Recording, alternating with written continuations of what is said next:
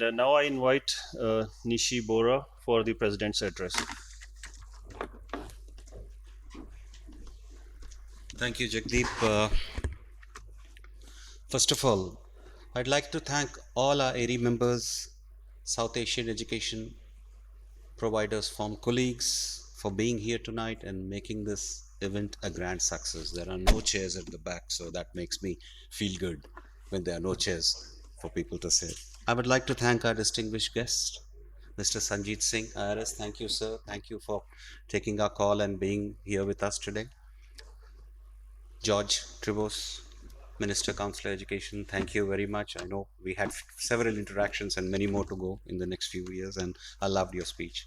And we'll all watch Bahubali once more. That'll give us, we'll never forget this.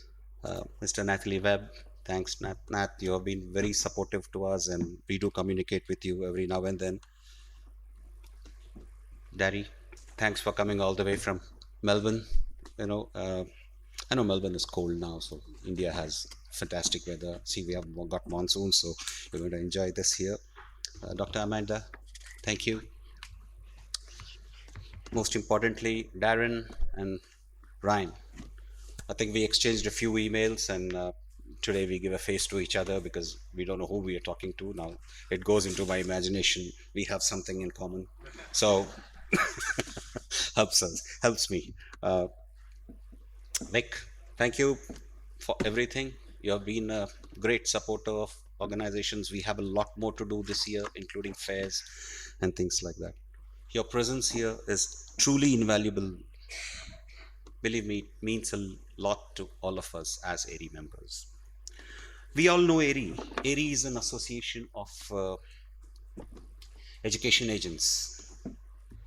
The formation of AAERI was an initiative of the Australian Education International, George, which was your department back in the year 1996. The vision was to create a professional, ethical, and accountable organization, an accountable framework for student recruitment from India. That was the actual aim for AAERI. And as they say, age has something to do with maturity.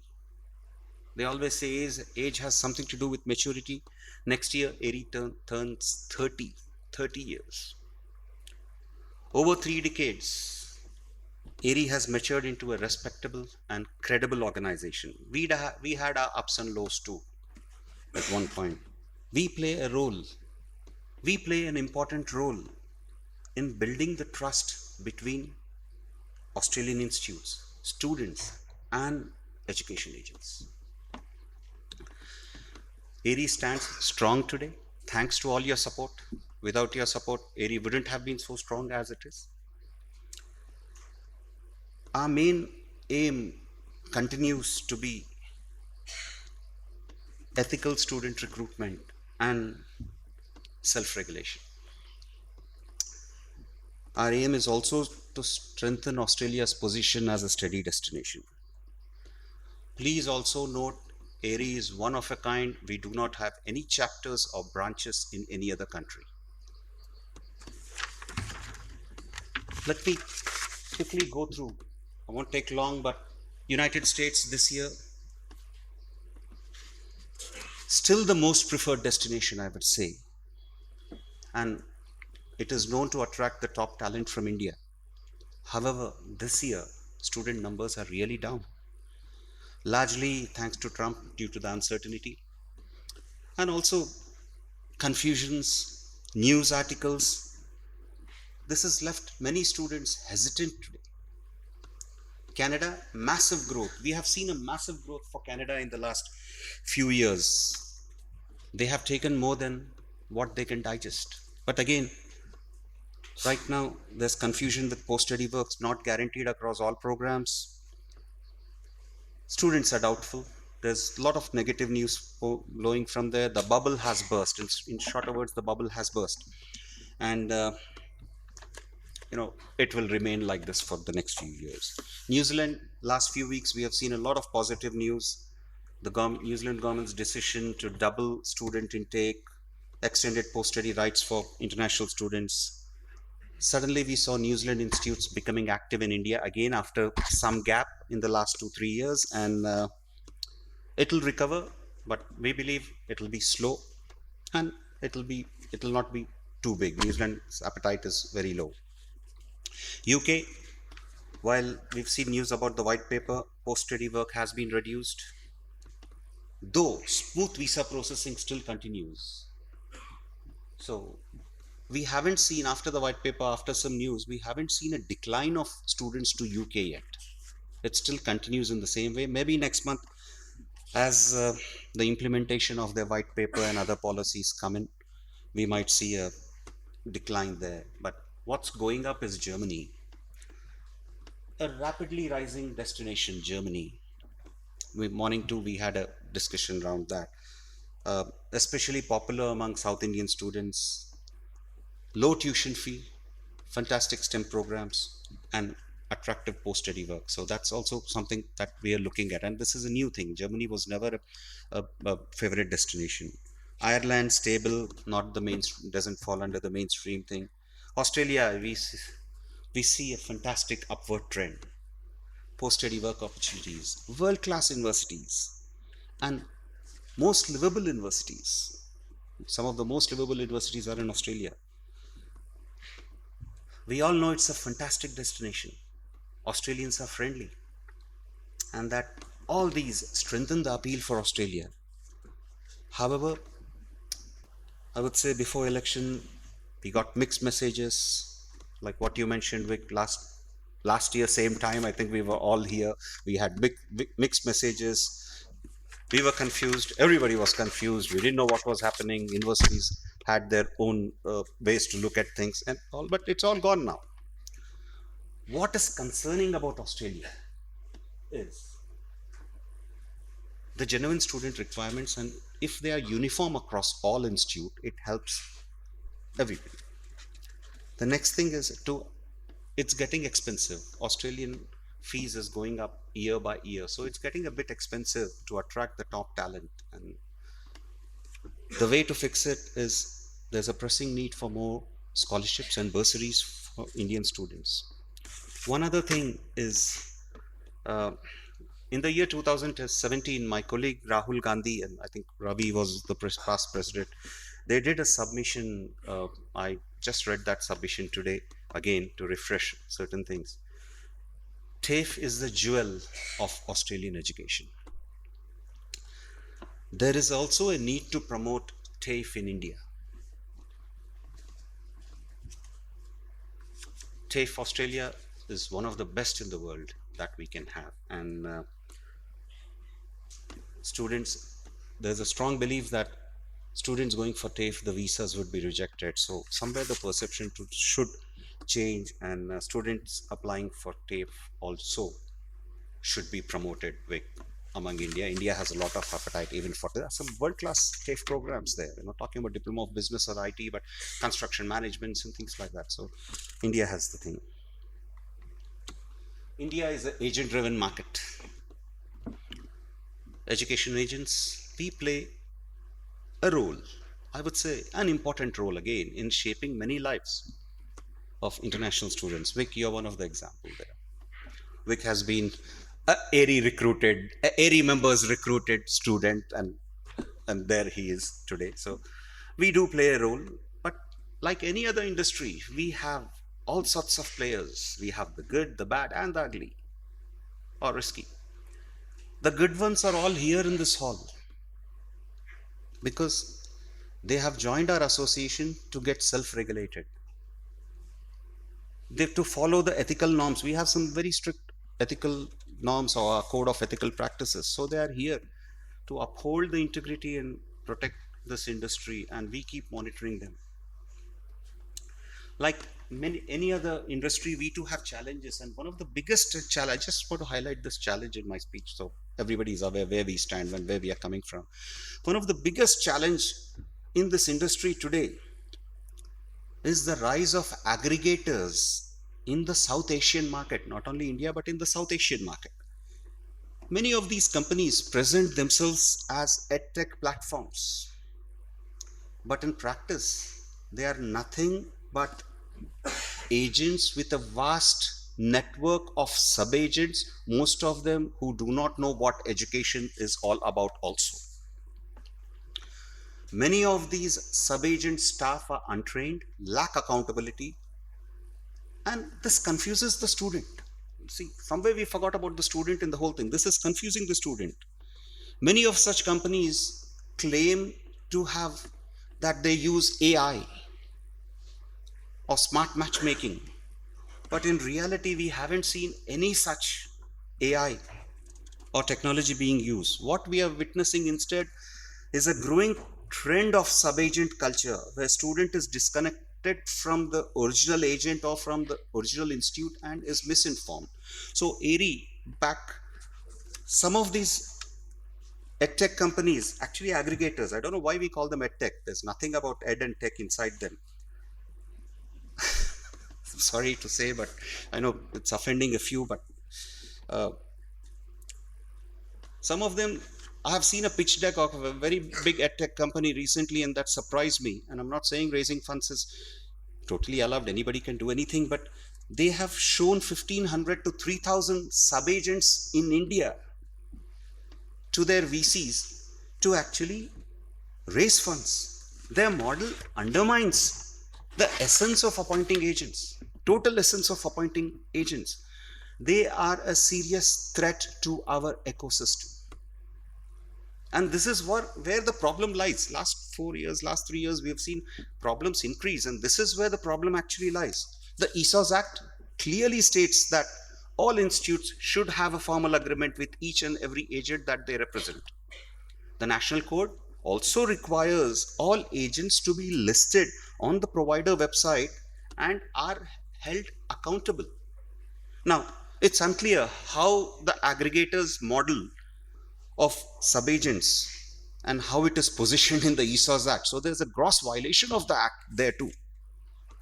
AAERI has raised this issue again and again for seeking stricter enforcement from institutions, Australian institutions, and also we have alerted the regulators about it. For Australian institutes, please limit using such aggregator models. It does more damage than any good, please. Our past president Ravi, he's here. At one point of time, he'd indicate, I still remember, I was present at the meeting, Ravi. You did indicate this back 2017, again in 2019 at COVID, while we did it, about this model and also the risks. He did warn it about it. Another major concern, what we are seeing is document fraud, and today Home Affairs slide also had document fraud in it. I would say yes. It has been highlighted by some universities as well as Home Affairs. It's a threat to our industry. While most institutions have checks and in place to check fraud, still somehow or the fraud gets in. There is not though no one methodology or a foolproof method that agents or institutes follow. To address this, AAERI has launched a verification tool that connects with DigiLocker and university websites, that also checks the identity. I did a presentation this afternoon. I'll forward the presentation to everybody. Back in 2022, the initially this entire thing about having this technology come into thing was started from a meeting where we were advised, is there no other way to check documents? And this was from Mr. Andy Dwyer, who was our SMO here, and he did ask us. So we started exploring things, and I also thank Rahul Gandhi, to my past president, who actually started this initiative, and then I took it over from there. And we went to see, both Rahul and me went to see the senior officials at the DigiLocker. We learned about DigiLocker. We actually explained to them our solution. At that point of time, DigiLocker did not have data for many things. Right now, DigiLocker is almost 90% of institutes' data is with DigiLocker. It checks identities. And in March this year, on the sidelines of API conference, George, you were present. We had the CEO of DigiLocker also come in. So after March, we started working very seriously on it. And today we have a tool for our agents, for our members, I would say. When I say agents, it's our members. AAERI members can go log in on a tool. They can check students' identity and verify the documents from the source, from the issuer directly. For AAERI members, we are suggesting this is a very good option. For Australian universities, we are saying please accept these reports and make it a mandatory practice so fraud gets out of the system, or at least there's some mechanism to actually identify this fraud. Knowingly or unknowingly, we don't have any system like that. Unknowingly, it might slip through our system, so it protects the agent. I urge all Australian universities also to adopt this methodology or get their agents, not the universities. It's the agent's responsibility to check documents. It's a part of our contracts with the university, so let agents do it.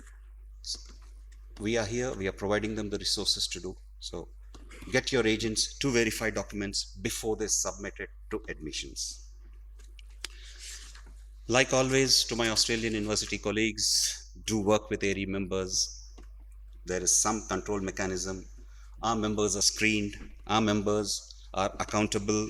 We have a strong, fantastic code of ethics, again, which protects the ESOS Act and London Statement. And as a part of our advocacy, uh, we do talk to various departments every now and then on the whole thing. So these are some slides, how it benefits agents and institutes. It strengthens the compliance, due diligence obligations under TESCA and Home Affairs obligations also. If agents start doing this verification, it helps everybody in the system. So we are actually promoting this year. As a part of our advocacy, AAERI did a submission in May as soon as the new government was formed to the Minister of Home Affairs and Minister of Education.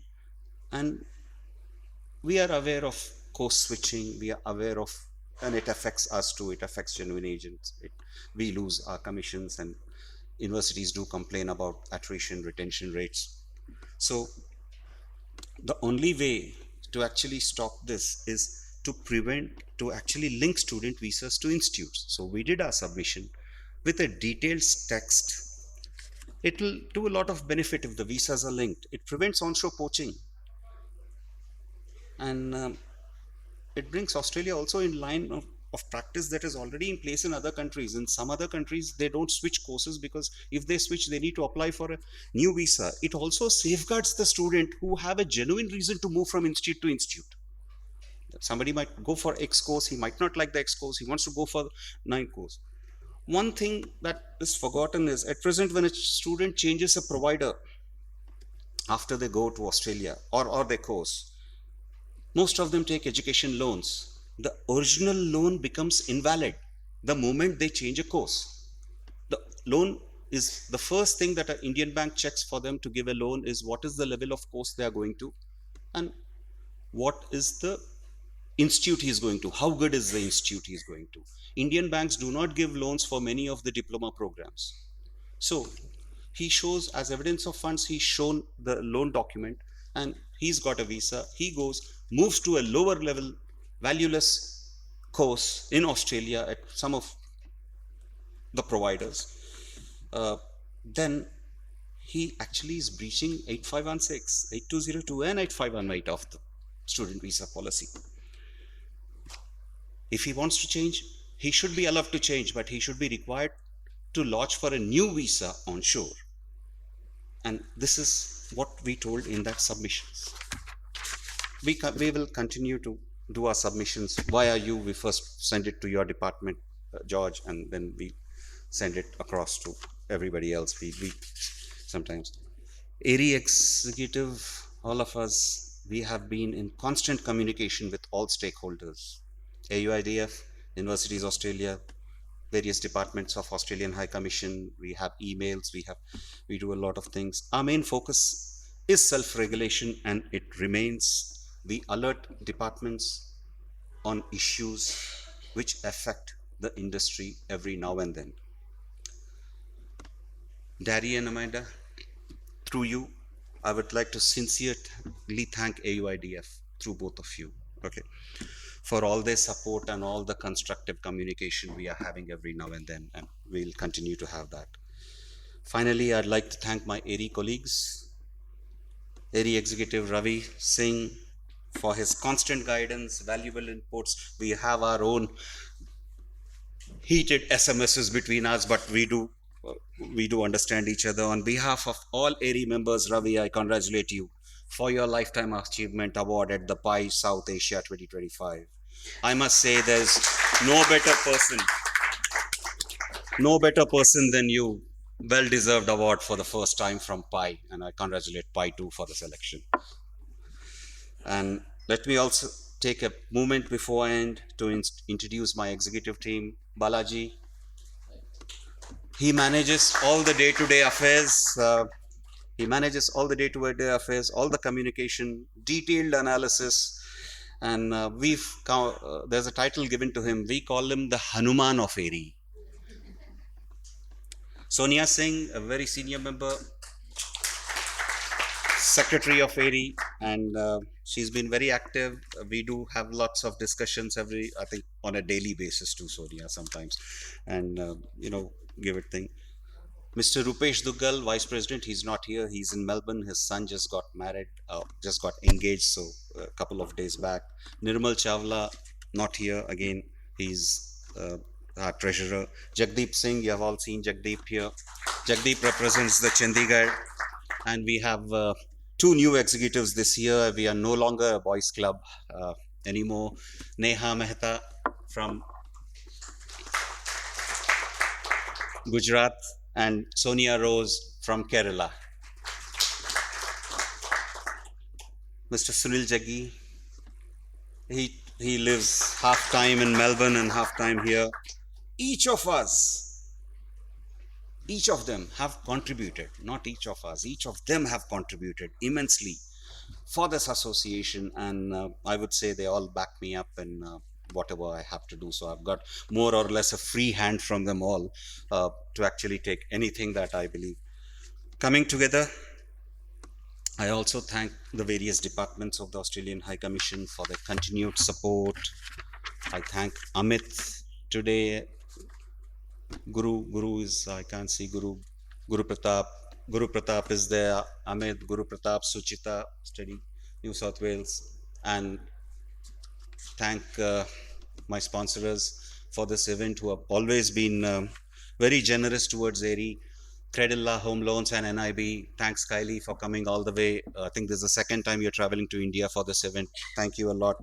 Your means. Coming forward, we are also going to conduct the AAERI fairs. AAERI will come out with a pre-departure guide.